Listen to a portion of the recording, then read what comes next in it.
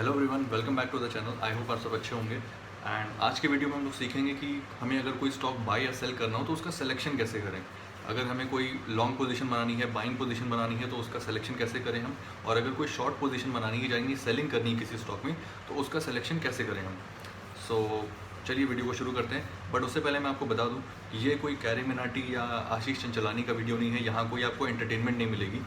यहाँ serious topics पे बात हो रही है, यहाँ पैसा कमाना है एंड पासबुक में एंट्री लानी है। तो ये वीडियो इन्फॉर्मेटिव वीडियो है और इसे सिर्फ एक नॉर्मल वीडियो की तरह मत देखिएगा। एक कॉपी और पेन लेकर बैठिए, जो यहाँ पॉइंट्स बताए जा रहे हैं उसे नोट डाउन करिए, उस पर होमवर्क करिए, बैक टेस्टिंग करिए, फिर आप उस पर इम्प्लीमेंट करिए। अब बात आती है कि स्टॉक का सिलेक्शन कैसे करना है। आपको पहले जाना है चार्ट्स पे। चार्ट्स कहाँ पे देखना है आपको? tradingview.com पे आपको जाके चार्ट्स देखने हैं। फिर चार्ट्स में आपको पहले लगाना है weekly time frame. Weekly time frame पे अगर आपका स्टॉक राइजिंग है, अप ट्रेंड में है, फिर आप डेली टाइम फ्रेम लगाएंगे चार्ट्स पे। और डेली टाइम फ्रेम पे भी अगर स्टॉक राइजिंग है, अप ट्रेंड में है, तो उस केस में आपको उस स्टॉक में बाइंग अपॉर्चुनिटीज़ ढूंढनी है प्राइस एक्शन के बेसिस पे। बट अगर स्टॉक वीकली टाइम फ्रेम पे डाउन ट्रेंड में है, फॉलिंग ट्रेंड में है, और डेली टाइम फ्रेम पे भी फॉलिंग है, डाउन ट्रेंड में है, उस केस में आपको सेलिंग अपॉर्चुनिटीज़ ढूंढनी है, ना कि बाइंग। फिर से समझते हैं हमें कहाँ बाई करना है। अगर वीकली टाइम फ्रेम पे स्टॉक अप ट्रेंड में है और डेली टाइम फ्रेम पे भी स्टॉक अप ट्रेंड में है, तो उस केस में हमें वो स्टॉक में प्राइस एक्शन के बेसिस पे बाइंग अपॉर्चुनिटीज़ ढूंढनी है। और अगर स्टॉक वीकली टाइम फ्रेम पे डाउन ट्रेंड में है और डेली टाइम फ्रेम पे भी डाउन ट्रेंड में है, उस केस में हमें सेलिंग अपॉर्चुनिटीज़ ढूंढनी है प्राइस एक्शन के बेसिस पे। और हमें बाई कहाँ करना है? बाई करना है ग्रीन कैंडल के जस्ट अबव, और सेल कहाँ करना है? रेड कैंडल के जस्ट बिलो। फिर बात आती है कि क्या ये स्ट्रैटेजी सारे स्टॉक्स पे एप्लीकेबल होगी? जी हाँ, ये स्ट्रैटेजी सारे स्टॉक्स पे वर्क करती है। चाहे बीएससी के 5000 स्टॉक्स हो, चाहे एनएससी के 1600 स्टॉक्स हों, चाहे 9 कमोडिटीज़ हों, चाहे फ्यूचर्स ऑप्शंस हों, चाहे करेंसी हो। आप कहीं पे भी किसी भी चार्ट्स पे ये स्ट्रैटेजी लगा सकते हैं। तो चलिए अब हम लोग इसको चार्ट्स पे सीखते हैं कि चार्ट्स पे इसको एक्चुअली कैसे दिखाना। अब मैं आपको बेसिकली 1600 और 5000 स्टॉक्स पे तो नहीं दिखाऊंगा, मैं आपको कुछ स्टॉक्स पे चार्ट्स दिखा देता हूँ। बाकी आप उसको बैक टेस्टिंग करिए, होमवर्क करिए, फिर आप उस पर पेपर ट्रेड करिए, फिर देखिए कि क्या ये स्ट्रैटेजी वर्क करती है कि नहीं। अब हम लोग आ गए हैं चार्ट्स पे। जैसा कि आप देख पा रहे हैं मेरे सामने ये चार्ट्स खुला हुआ है अडानी पोर्ट का, और इस पर सबसे पहले हम इस पर वीकली टाइम फ्रेम लगाएंगे। वीकली टाइम फ्रेम पे देखते हैं स्टॉक किस ट्रेंड में है। वीकली टाइम फ्रेम पे हमें जैसा दिखने को मिल रहा है, स्टॉक अब ट्रेंड में है। या हमारी स्ट्रेटजी वर्क करेगी। एंड अब हम चलते हैं डेली टाइम फ्रेम पे। डेली टाइम फ्रेम पे भी स्टॉक अप ट्रेंड में है, स्टॉक अप ट्रेंड में है। या स्ट्रैटेजी वर्क कर रही है। रूल क्या था हमारा? वीकली टाइम फ्रेम पे स्टॉक राइजिंग होना चाहिए, डेली टाइम फ्रेम पे भी स्टॉक राइजिंग होना चाहिए। फिर उस केस में हम बाइंग अपॉर्चुनिटीज़ ढूंढेंगे। तो चलिए बाइंग अपॉर्चुनिटीज़ ढूंढते हैं।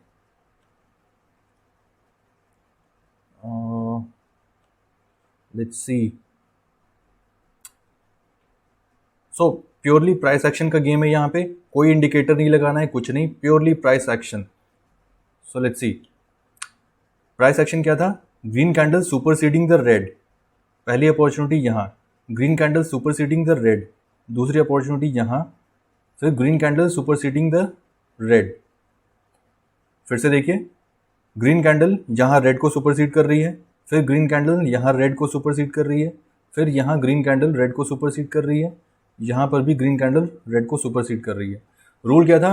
Weekly time frame rising, daily time frame rising, आपको बाइंग अपॉर्चुनिटीज़ ढूंढनी है।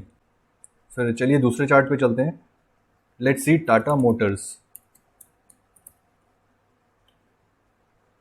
ये टाटा मोटर्स का चार्ट है। इसको पहले हम वीकली टाइम फ्रेम पे चेक करेंगे। वीकली टाइम फ्रेम पे स्टॉक डाउन ट्रेंड में है। Let's go to daily time frame.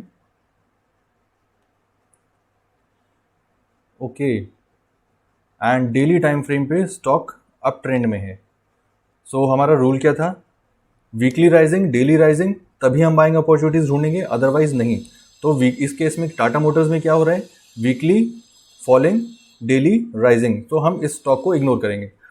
ये है यूपीएल का चार्ट। अब इसमें हम पहले वीकली टाइम फ्रेम चेक करेंगे। एंड वीकली टाइम फ्रेम पे स्टॉक अप ट्रेंड में है। This is up trending stock. Let's go to daily time frame.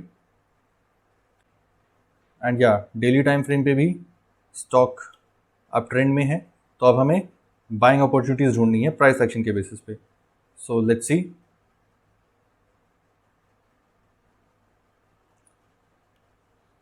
Green superseding red, green superseding red, green superseding red. Purely price action का गेम. Stick by the rule. Weekly rising, daily time frame rising, buying opportunities. Titan.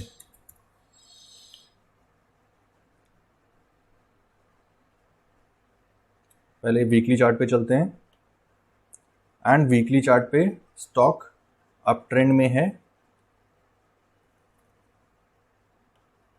This is up trend. Now let's go to daily time frame and daily time frame पे भी stock up trend में है. Up trend. Okay, so let's find buying opportunities. Green superseding red, green superseding red, green superseding red, green superseding red. आप rule से stick करिए, homework करिए. इतने सारे चार्ट्स हैं, 5000 स्टॉक्स हैं बीएससी के, 1600 स्टॉक्स हैं एनएससी के. होमवर्क करिए, ऐसे स्टॉक्स निकालिए, 5-6 स्टॉक्स, 10 स्टॉक्स डेली के लिए निकालिए. उस पर पहले पेपर ट्रेडिंग करिए, फिर एक्चुअल ट्रेडिंग करिए. देखिए ये स्ट्रैटेजी वर्क कर रही है कि नहीं कर रही है. सो या that's all for today. I hope आपको वीडियो अच्छी लगी हो, स्ट्रैटेजी समझ आई हो. नहीं समझ आई है तो आप वीडियो को दोबारा देखिए, बार बार देखिए एंड उस चीज़ पे होमवर्क करिए. सो अगर आपको वीडियो अच्छी लगी है, कुछ नया सीखने को मिला है, तो वीडियो को लाइक करिए, कमेंट करिए, सब्सक्राइब करिए and keep learning. Thank you.